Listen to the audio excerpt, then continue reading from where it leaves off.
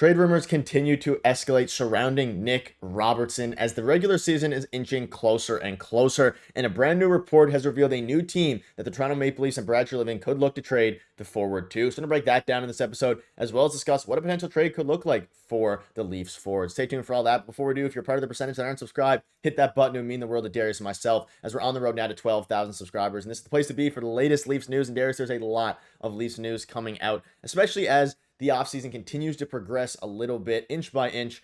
Some more reports are coming out. The biggest stalemate right now has kind of turned into the Nick Robertson trade scenario. Obviously, it started off this offseason. It started with the Mitch Marner trade talks, but now they've escalated to the Nick Robertson talks because it seems like Marner is going to stay with the Leafs for the time being at least and for the foreseeable future. But Darius, Nick Robertson, he needs to, he's requested a trade, and a new article is dropped revealing the Pittsburgh Penguins as a potential fit for Nick Robertson, saying, could the Penguins target a Toronto Maple Leafs forward? This article links the Penguins to Nick Robertson, and basically, it's no secret that Nick Robertson is available, and Kyle Dubas, of all people, drafted him. Could a reunion take place in Pittsburgh? And before we get into the article, I just want to get your thoughts on this. Obviously, I know a lot of fans of the Leafs and people watching this video right now might be thinking, wow, Kyle Dubas might take a shot for Nick Robertson because he drafted him. I think it makes some sense in this scenario. It makes sense for the Pittsburgh Penguins. I'm not sure this trade makes sense for the Toronto Maple Leafs because, like you mentioned in bringing up Mitch Marner, I was thinking earlier this summer that a Mitch Marner trade would have to involve, NHL players that are ready to play in the NHL right now. Like draft picks coming the other way would make no sense. And I think this Nick Robertson situation is kind of leading towards that direction as well. Because if you trade Nick Robertson for picks, you're not getting anything back that can play in the NHL. Nick Robertson can play in the NHL, right? And I think he can actually be pretty effective, especially on a team like the Pittsburgh Penguins. So I'm not sure it makes sense for the Toronto Maple Leafs. For the Pittsburgh Penguins, it makes a lot of sense. Kyle Dubas likes this player. He drafted him, obviously. Wes Clark is there now, right? So it makes a bunch of sense for the Pittsburgh Penguins. And we'll take a look at their lineup in a minute. I just don't know what's coming back, right? I don't know what the answer is there. Maybe it could be picks, but I don't know if the Pittsburgh Penguins are in a position to, let go of picks for a guy like Nick Robertson either, right? They're kind of in a retool mode with some of their older players. So it's an interesting proposition. I still think that Nick Robertson will probably be a Toronto Maple Leaf come this season, the start of the season, but we'll obviously, stuff is happening behind the scenes. I think the Leafs would be, kind of dumb if they weren't at least kicking tires on everything.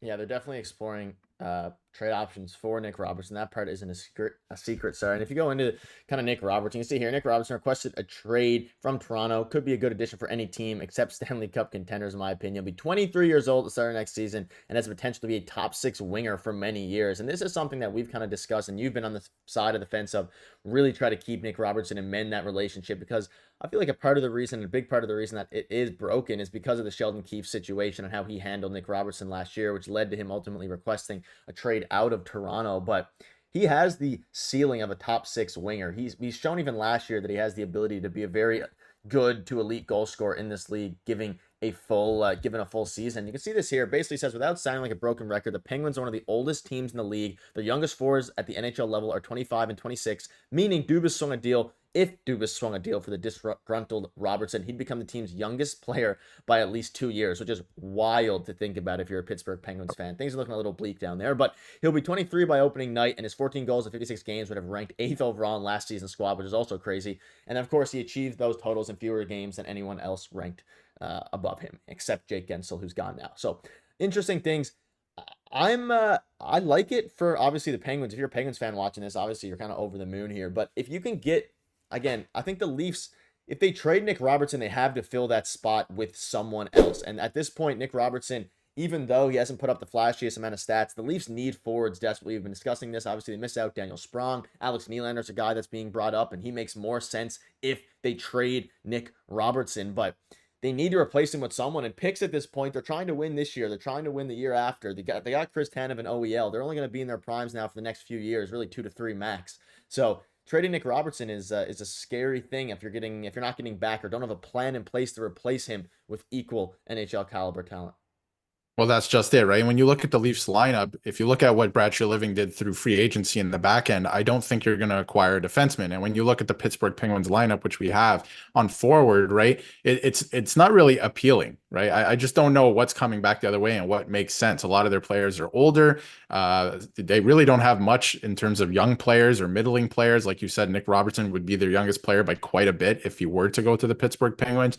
So there's nothing really there that would help immediately. And if you're letting go of Nick Robertson, I think you need something that would help immediately, or at least kind of cover for what Nick Robertson can offer, right? It doesn't have to obviously be a great trade for the Toronto Maple Leafs. I think they're going to, much like the Mitch Marner trade, they'll probably lose this trade if they're going to trade this player. That's why I think overall they have to try and mend this relationship and see what he can do under Craig Berube. So it's going to be really interesting heading into training camp to see, kind of what their plan is for Robertson, or if they end up trading him, right? I just don't think he has a lot of leverage here, the player himself, to, warrant a trade. I don't think the Leafs are in any position to trade him away. So it's going to be very interesting.